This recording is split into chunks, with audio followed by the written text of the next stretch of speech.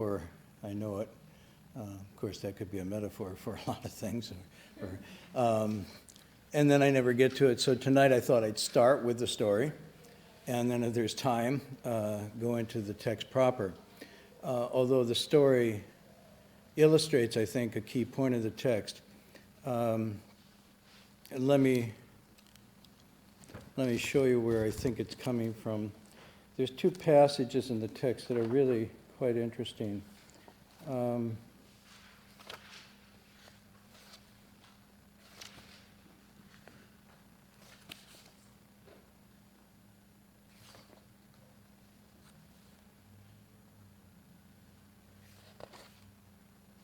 This is one on page 29 and 30 that we've gone over, so you just take a look again. On the bottom of page 29 and 30. And the theme tonight is the concept of upaya, or expedient means, or skill in means, however you want to use a translation of that. And in this bottom of page 29, he says, "Good and wise friends, all of the sutras and the writings of the great and small vehicles, the 12 divisions of the canon, all these were established because of people and could only have been set up because of their wisdom nature. If there were no people in the world, all the myriad Dharma teachings would not exist by themselves. Therefore, you should realize that the myriad Dharma teachings arise because of people, and all sutras are taught and explained for people." So this is the first passage, and then at the end of the chapter before this one, page 34, there's a verse, and then that's what triggered my recollections about this story. On the bottom, the second 4 lines from the bottom of 34, "If you hope to teach and transform others, you yourself must have the skillful means. Do not raise doubts in others, and their essential nature will manifest by itself." It's a really interesting line. So we go to the previous where he's saying all the teachings, all of the sutras are there because of people, and they're there because people have the ability, when hearing this in the right way, at the right time, to tap into their wisdom nature. These teachings are expedient devices that can catalyze the opening of their wisdom or the development of they're seeing their essential nature. And so in other texts, this is sometimes used as a metaphor of medicine used to cure an illness and so forth. That's the theme here. And then in this one here, he's saying further, really, if you wish to teach and transform and really do the job, you have to have the skillful means. And one of the markers of the skillful means is that when used, it doesn't raise doubts in the listener or the student or the hearer. And if there's no doubt, and I'm talking about a kind of disabling, cynical doubt, loss of deep trust and faith, if that is not engendered, then the expedient device can work to catalyze this change. However, if it's not skillfully applied, then it will have the opposite to cause people to doubt. So where I'm going with this is go back to a passage, again, referring to the Lankavatara Sutra, where the Buddha very clearly states in there, the Dharma is only a Dharma, the teaching is only a teaching in the pragmatic effect that it has on liberating the listener. It's not a Dharma or a teaching just a priori or an absolute, but it's only a teaching or a Dharma in that it has that effect. And then he says, if it's not done to those conditions, to that person, to that situation, it is in fact not a teaching. So this really even further defines what the Sixth Patriarch is talking about here. It's not like this is what you'd say is holy writ carved into a rock for all time and has effect just because it's true. It's only true if it resonates and causes something that's false in you to turn around. Otherwise, it's not true, it's not effective. So even in dispensing the teachings through the texts themselves, you have to have skillful means on top of that. The texts themselves are skillful expedients, and then the teaching of those texts also have to be applied skillfully to the person at the time and so forth. You see where I'm going? There's layer upon layer of skillfulness. So even selecting a text to lecture. Now, fortunately, there's a self-selecting process that goes in too. For example, I'm guessing all of you have some affinities with this text or you wouldn't be here, assuming you came here and you knew that this was happening tonight. Okay? So it's self-selecting in that you have an interest, a capacity, a curiosity, maybe even a troubling unanswered question that the text is sort of addressing or getting to. It resonates with you even though we all don't maybe understand it profoundly. It's still digging and stirring up some area where we want to be dug and stirred up. Let's say it that way. You might not find it, quote, edifying. You may not go out and say, wow, another Friday night of profound awakening. You might just say, oh man, this thing is like a riddle, I can't get my... He says everything's empty, and yet you have to cultivate. If you cultivate, you can attain clear seeing, but if you attain clear seeing, you'll see, and so on and so forth. And then afflictions are Bodhi. Wait a minute, how can afflictions be Bodhi? That doesn't make sense. And you yourself are a Buddha. Wait a minute, that, blah, blah, blah. You go on, and yet you come back. And you come back, now I'm assuming you come back because you do have other things you could do on a Friday night, but you come back because somehow this text is resonating, it's working as a medicine. Not all medicine is like a successful win on the first dose. Many times you have to go back, you have to take a regimen and go through a protocol before the medicine actually, if it's good medicine, works. And often in that process, sometimes you even get perhaps more sick before you get better. I know this is true of Chinese medicine, but it's also true of Western medicine going through, I had a friend who just went through radiation and chemo. And she's now really quite happy in remission, but the last 4 or 5 weeks of that was worse for her than any condition she had before she started when she got her diagnosis. And she even despaired at a point and said, if this is what it is, actually the illness is better than this, quote, cure. And yet now, after it's done, she's really grateful that she went through it. So I'm just giving metaphors and analogies here. Now, where I wanted to go with tonight's story, and it's not my personal story, so I hope nobody's going to be disappointed because this is an actual story from the Buddha's life, and particularly one of his early women disciples. And in this case, the Buddha has such skillful means, and this text will later say you can use skillful means for two ways to measure this. Is first, you don't cause doubt. In other words, you don't cause someone to lose faith and trust and just completely bail out on their practice of cultivation. That this should cause them, as they say, to turn their backs on the dust and reunite with awakening. Whereas mostly what we do is we turn our backs on awakening and go with the dust. So these expedient means are meant to turn that around, cause us to see the dust for what it is, and then revert back to a quest for or a return to our own awakening. They're also meant to be in the sense that they help light up the mind and see the nature.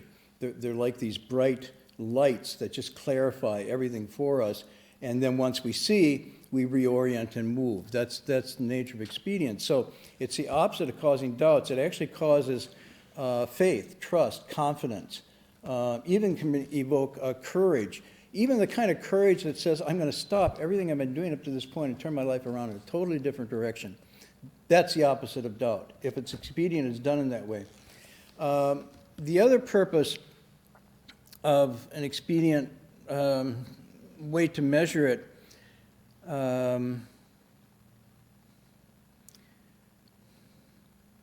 is not only that it doesn't cause doubt, it causes the opposite, but the after effect is that the person who's received this almost becomes a different person as a result of it. And the Buddha is so skillful at doing this, he can take events that normally aren't, quote, dharma, or holy or divine, and use them to have this effect. And so the real measure of this isn't so much that it seems to be in the sutras, in the canon, in the Vinaya, and so forth, but actually can take a very immediate, ordinary event that most of us would not be able to turn into something skillful and actually cause this turnaround. So here the story tonight is about something we're always surrounded with, and yet it is the most difficult event, I would say, to actually expediently use to cause a transformation, not only in others when delivered by us, but even in ourselves when we experience it. And what I'm talking about is death. So when death comes at a proximity of closeness to us, not just distant in another country, another time, another place, but very close to us, a family member, a friend, a parent, a child, a sibling. When that happens to us, it is one of those moments, if we look at the biographies and autobiographies of monks and nuns and people who have really cultivated, for many it's a turning point where they actually are able somehow to be turned around from that moment to a path towards reawakening. But for most people, it's so traumatizing, so overwhelming with grief that they actually sink into a kind of state of shock when it hits. And then with the shock comes a kind of numbing of awareness rather than an opening, because the awareness is almost so powerful, so real, that we can't face it. And so it's like trauma almost, that when trauma comes, often we shut down the sensory input and get through it in a state of numbed, almost denial. And so we aren't really ourselves when this happens. And then afterwards, as we ease out of it, we go back to normal. And then this thing is forgotten. That's usually the pattern. So before it happens, we're sort of just blissfully going around pretending it's not there. I mean, this is just how it works. Death is, yeah, I know, but it's not there. It's not, you know. And then when it comes, because we haven't really kind of engaged it seriously beforehand, we go into shock and denial, and then afterwards we return to normal, and this is like the pattern. So at that time, to be able to skillfully use an event like that as an expedient device to cause a transformation, to me is a real measure of skill and means. I've been very close to death myself, and with those very close to me, and I always regretted that I did not have the kind of skillful means that could turn such a real, just real event, real open, vulnerable event into something that could, cause this kind of change and transformation. And I'm not sure why, but I think you have to have dealt with it yourself very deeply, and not, that then you could actually effectively be therapeutic in this sense for someone else.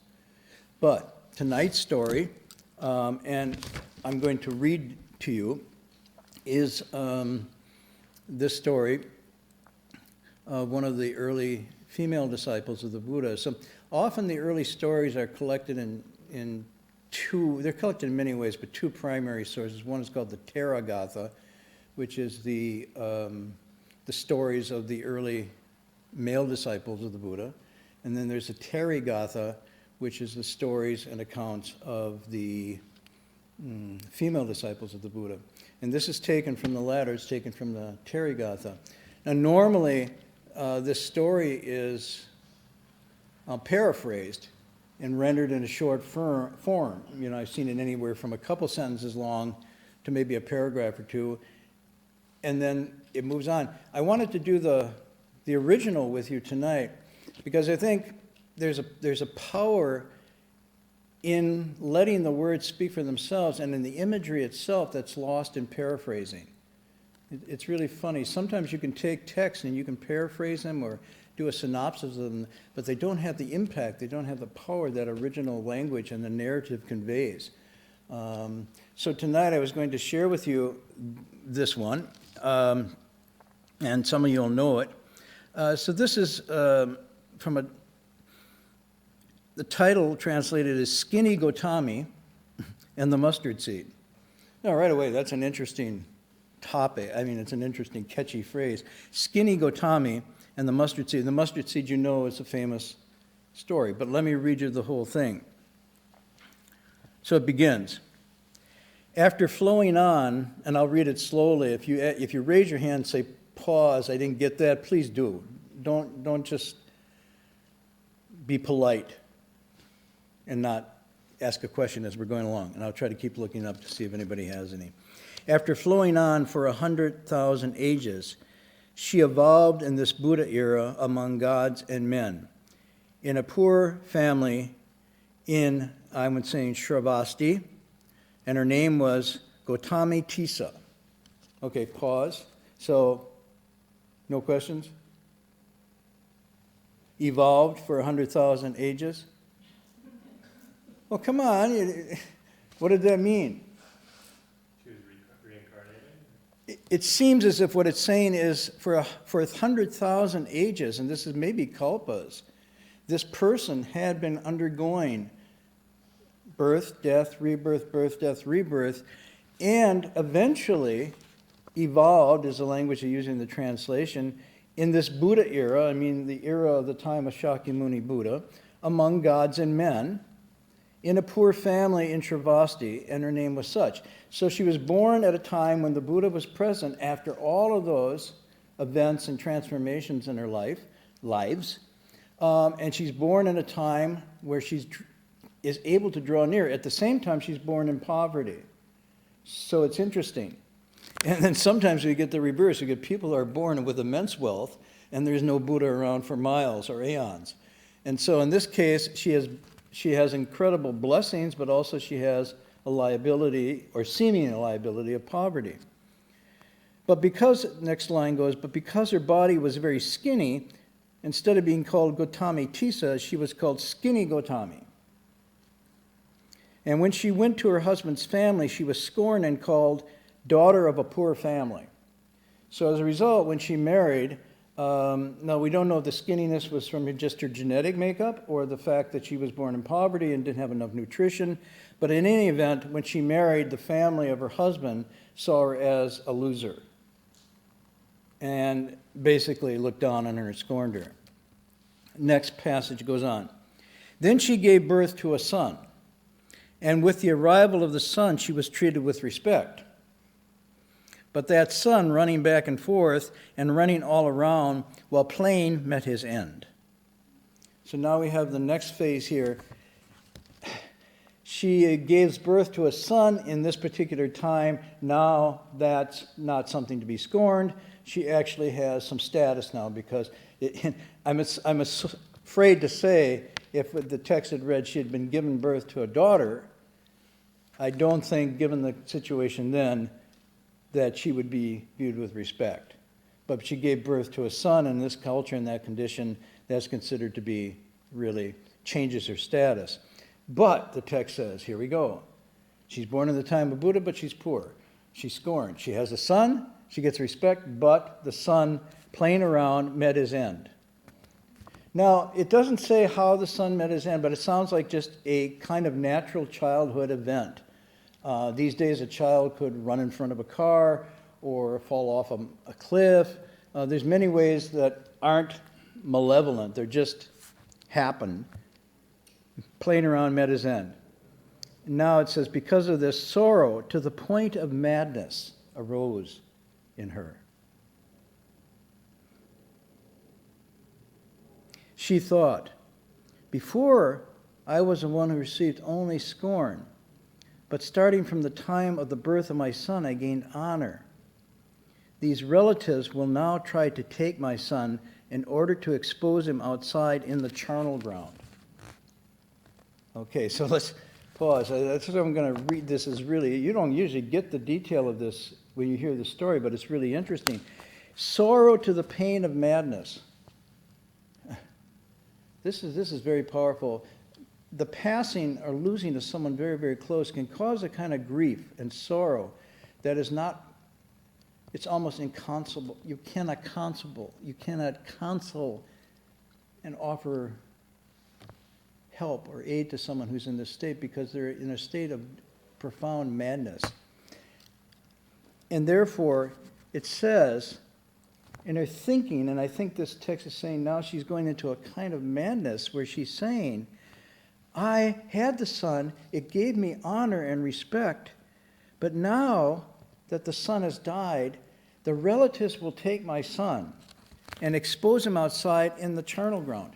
Now, the charnel ground at this time is the open air burial that's still not uncommon in parts of East Asia, Southeast Asia.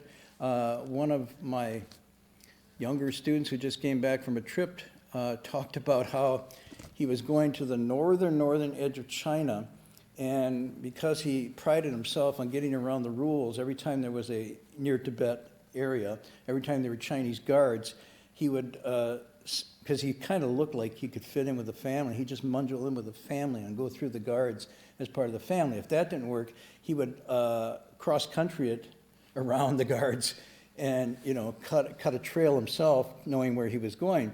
In this one occasion, he saw the guards. There was no family to join up with, so he left the trail. He went around and went into a sort of open territory until he got to where he wanted to go. But he said going through it, suddenly these huge birds came down and started attacking him. And he was like, and he said he actually had to take, and he said, I'm sorry to say this, because he had a copy of this text. Before he went, I gave him a copy of the text, and he carried that with him all the time he went. One place, because it was the only English and within miles, and it kept him sane, he said. But the other reason was he used the text to fend off the birds, because they were actually coming down. He couldn't figure out, why are these birds attacking him? And then he realized he'd walked into a charnel ground, an open burial area where the bodies are left or sometimes cut up into pieces, and then the birds, the carrion birds, come and take the body away, and they saw him as a threat. Now he says, I don't know if they saw me as a threat or a part of the meal. But he said in any event, it was a shock to him. It was a shock to see the cut-up body. It was also a shock to be taught. So this is what the charnel ground is. Now, she's saying they will expose him outside to the charnel ground, almost as if, what? But I ask you to interpret this. What is that saying there? What is she seeing? What is she thinking? Huh? She doesn't want to. Right, almost like she's denying that he's dead. That she needs to protect him from this because he will be harmed by putting out in the exposure of the. This is, I think, the sorrow to the point of madness. It's almost as if she cannot accept this. And we've seen this in other places. Often in areas where there's war and tragedy of this nature, you often will see, and there's even going back to the earliest conflicts we have on record, usually mothers carrying their children long dead in their arms because in the shock and grief of the loss they can't acknowledge that the child's gone, and they will not give up their prized possession that they brought into. That's how strong this grief can be. And so this is, I think, something close to that. So it says, under the influence of her sorrow to the point of madness, she took the dead corpse on her hip and wandered in the city from the door of one house to another, pleading, give me medicine for my son. And people reviled her, saying, what good is medicine? And she did not grasp what they were saying. So now we have it's made explicit.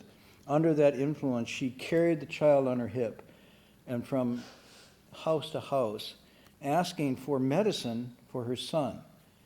And they, of course, responded with, you're mad, what good would medicine do? And she could not grasp what they were saying.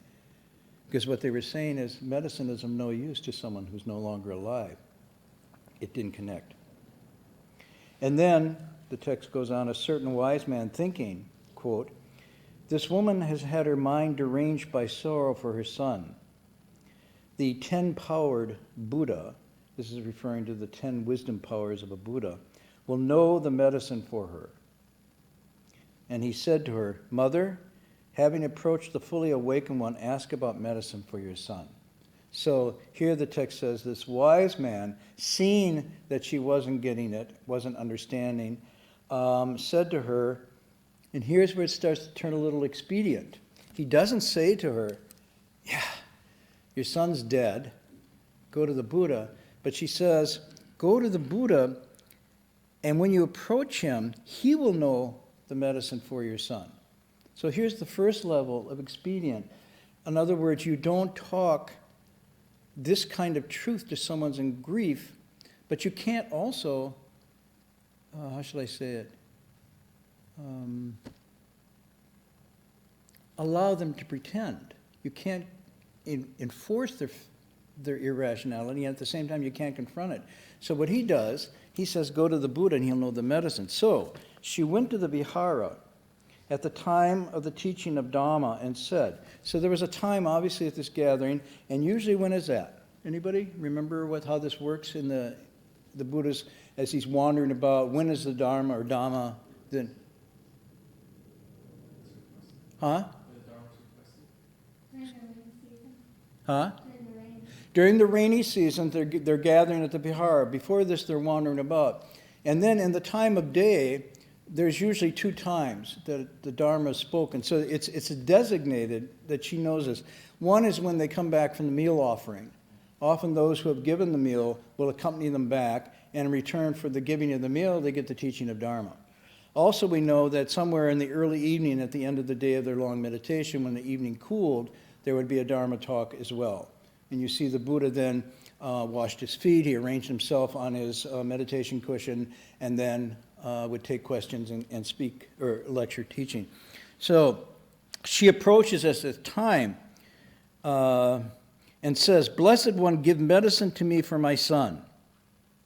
I mean, it's not like some polite king saying, oh, will you please turn the wonderful Dharma wheel to cause us, She just comes in carrying this corpse on her hip. Obviously, if you probably imagine her appearance now after doing this, she was disheveled, she probably hadn't eaten, in every sense, really totally mad, and probably frightening to a lot of people. My guess is when you encounter someone like this, you back away. Yes? Unless you're really kind and compassionate, and usually people just avoid this. And the master, seeing her situation, said, without pause, and this is the line that I love, seeing her situation. This is just a beautiful understatement of what he's seen at that point. He says, go, and having entered the city into whatever house has never before experienced any death, and take from them a mustard seed. So he says, I'll give you the medicine. Go to any house you want to in Shravasti, and just get a mustard seed. 1 mustard seed, that's all you have to get. And she's thinking, that's the medicine. And the only stipulation was, you have to get it from a house that has never before experienced any death. And she says, very well, sir, she replied. She's quite excited. And glad of mind, she entered the city and came to the first house. So now she's excited, she's happy, but she's still within her fantasy or her irrational torpor. Now, some people at this point could say, the Buddha here is really being cruel. Because is he going to work some miracle with this mustard seed and bring the child back to life? Or is he just sort of getting her out of his hair, so to speak? Or is he unable to answer the question and just wants to move her out? And she goes to the house and she says, the master has called for a mustard seed in order to make medicine for my son. If this house has never experienced any death, give me a mustard seed. And the response from the person, this is actually out of the text, who is able to count how many have died here? Then keep it. What use is that mustard seed to me, she said. So this line is really interesting. In this house, and if you think about the house lives longer than the residence, right? You can have houses that go generation after generation and generation. There's houses on the market that were built at the 1890s and 1920s. How many? I've been in my neighborhood, in one of my houses, there's been 2 rounds of death that have gone through, and now there's a new group in there. And the house is still going on, but this house has seen 2 families come and go. The house I'm living in has seen two families come into being, dwell, get old, and pass away before I live there now. And I suspect, all things being equal, no earthquakes or fire, this house will watch me go too. And so it's sort of like, this house, has experienced many deaths. So she says, and then going to a second house and a third house. And as she went, her madness left her, and her right mind was established, thanks to the power of the Buddha. So somehow the process of going to house with this question started to sober her up in a way. And she thought, this is the way it will be in the entire city. By means of the Blessed One's compassion for my welfare, this will be what is seen.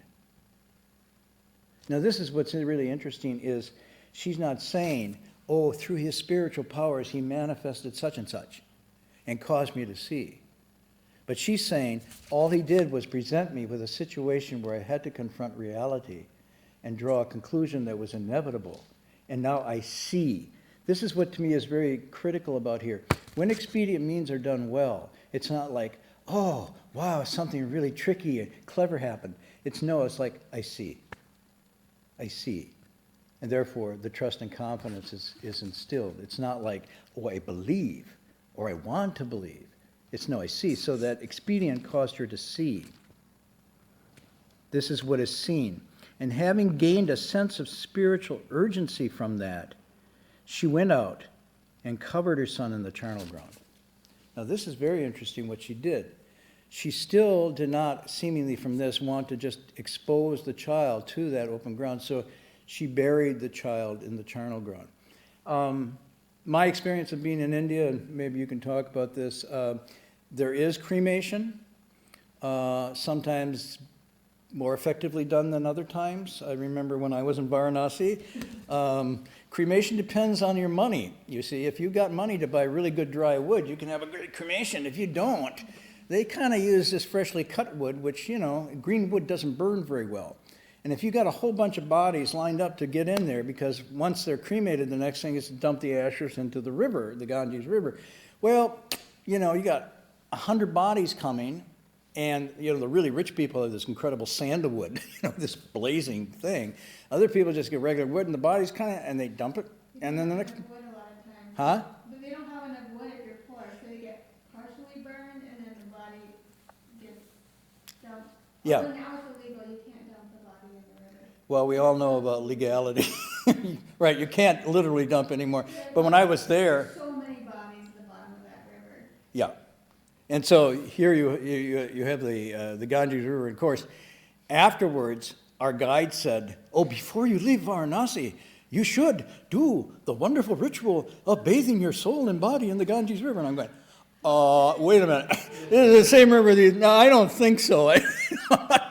Anyhow, so she just buried, and it's probably a light burial. What happens usually after this, I could see, is that then in the charnel ground, if it's not exposed for the elements to take it, usually on a platform, then the burial is a very light and thin burial, and usually then dogs and scavenger animals will come and just dig it up. But she won't see that. So she's buried the child in the charnel ground.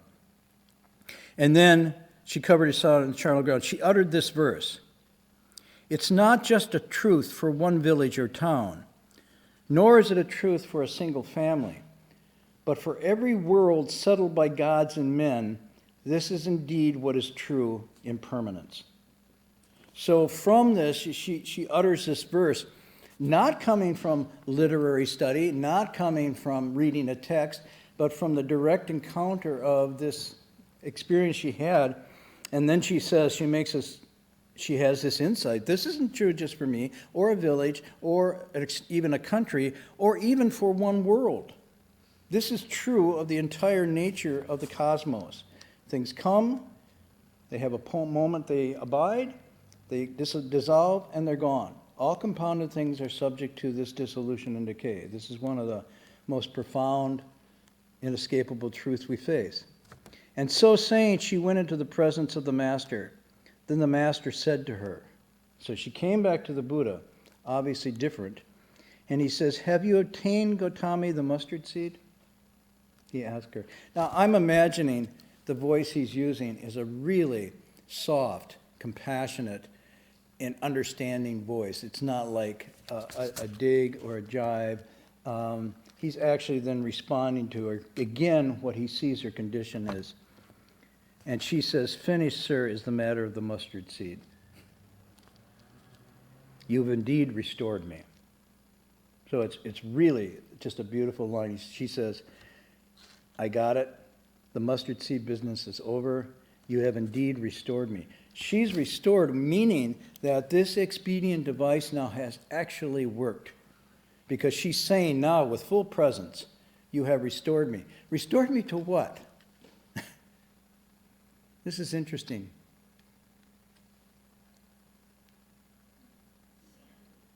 Sanity. Could be sanity, but what kind of sanity? Because what we often call a sanity is, from the spiritual point of view, insane. And what from the spiritual point of view looks imbalanced is true sanity. So I think she's saying more than just sanity. I think she's talking about almost the stage of direct seeing things as they really are. And that's what she means. You restored me to that. Because I would say almost as if, implied in here, and this is my interpretation, she's also seeing the state that led her to this, which is underestimating herself, thinks she was impoverished, she was nothing, then overestimating herself because she had a child, and then the grief that followed when she lost. I think what she's talking about, you restored it all. I have seen through this whole chain of events that led me to this in this process. I might be reading that into it, but it seems to me it's not just she's back to normal. Because back to normal for her would be back then I need to have another son to reestablish my position again. And it doesn't seem that's where she's going. Let's read the last part here. And the master then uttered this verse. A person with a mind that clings, deranged to sons or possessions, is swept away by death that comes like a mighty flood to a sleeping town. And at the conclusion of this verse, she was confirmed in the fruit of the stream entry. In other words, at that point, the combination of what she had and the confirmation given by the Buddha caused her to enter a ground of awakening called the first stage of arhatship. So, it's like I wanted to share this story, and I realized if I waited till the end, there wouldn't be time, and it took up the full class to do it.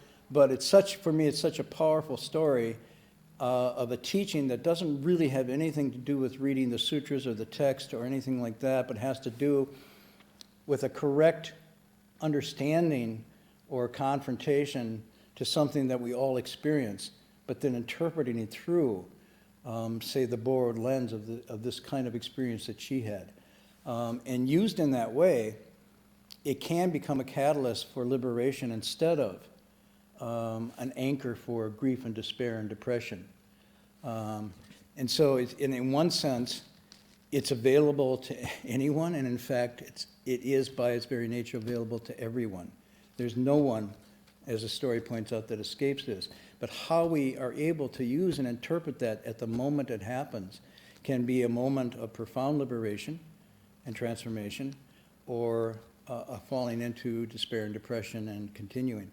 So one of the reasons I like this story and many of the stories from these texts is that the transformative moments for these people, and I think back at my experiences with my teachers, have often been these very real existential moments when there doesn't seem to be any way out, either through some mistake you made or some reality that confronts you.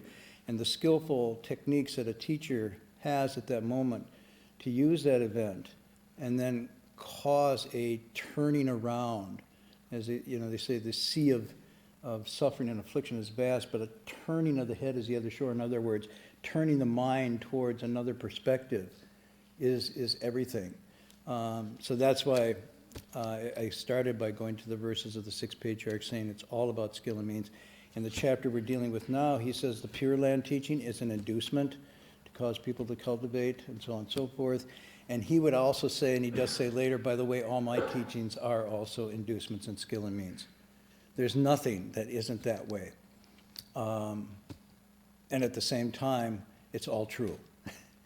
So I'll end there tonight. I didn't want to do a heavy story with you, and I don't think it has to be heavy. Actually, it can be very uplifting, depending on how you look at it. But I fulfilled my promise. Block, is there anybody now asking? No more stories? Okay. So next week I'll tell another story, but next week we'll go back into the text here where he's continuing his analysis of what it means to do genuine Pure Land practice. And then his expedient mean, which I think is wonderful, he asked them, now that I've told you this, would you like me to make the Pure Land appear right before your eyes here? And then he does that. So, okay, questions, announcements, anything, responses? Had you ever heard the full, complete story before? All of you heard variations of it though, right? Yeah.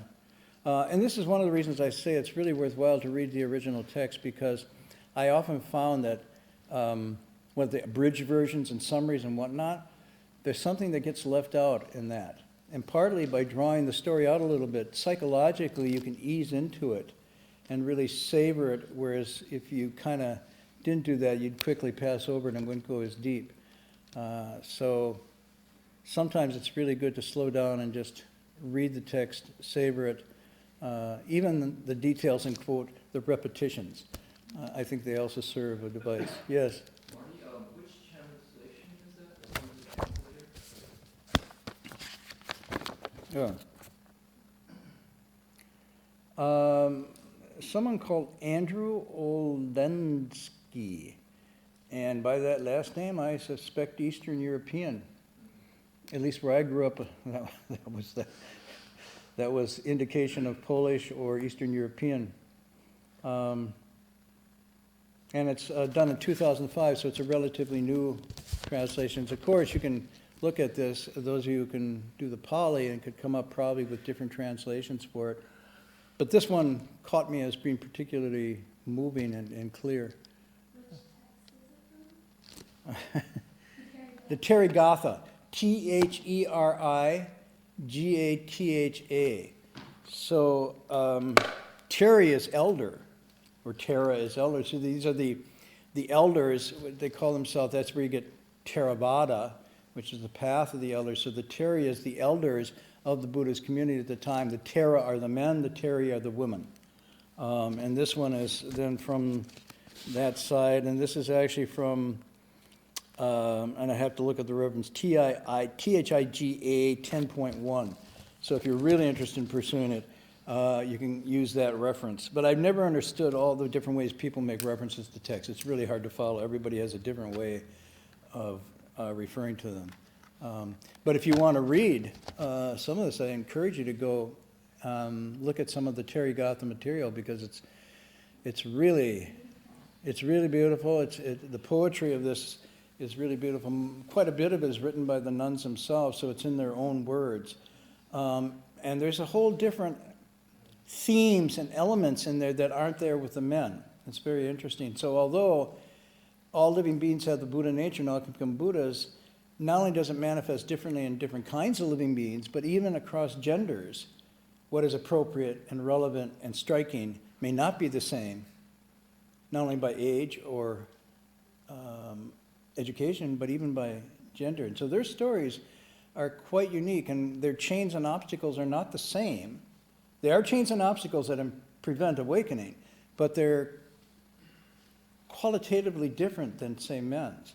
And so it's really interesting to see, first of all, what they are, what the differences are, and then secondly, how the Buddha responds and teaches to those different potentials.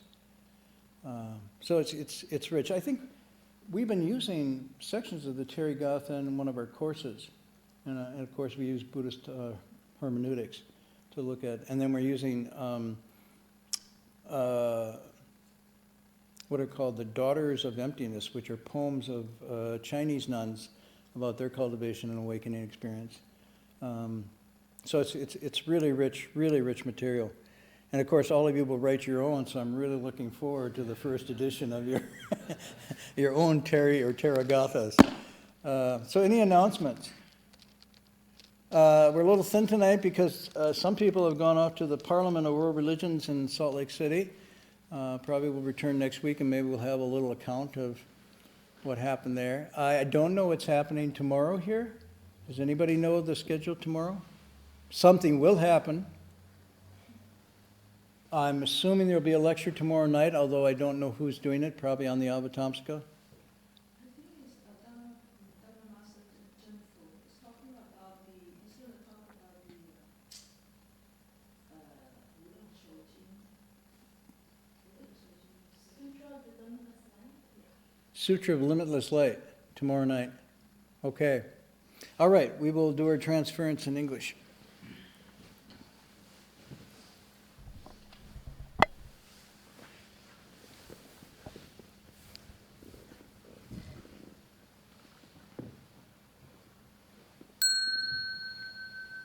Hey, every living being, our minds as one and radiant with light, share the fruits of peace with hearts of goodness, luminous and bright. If people hear and see, how hands and hearts can find in giving unity. May their minds awake to great compassion, wisdom, and to joy. May kindness find reward. May all who sorrow leave their grief and pain. May this boundless light break the darkness of their endless night. Because our hearts are one, this world of pain turns into paradise. May all become compassionate and wise. May all become compassionate and wise.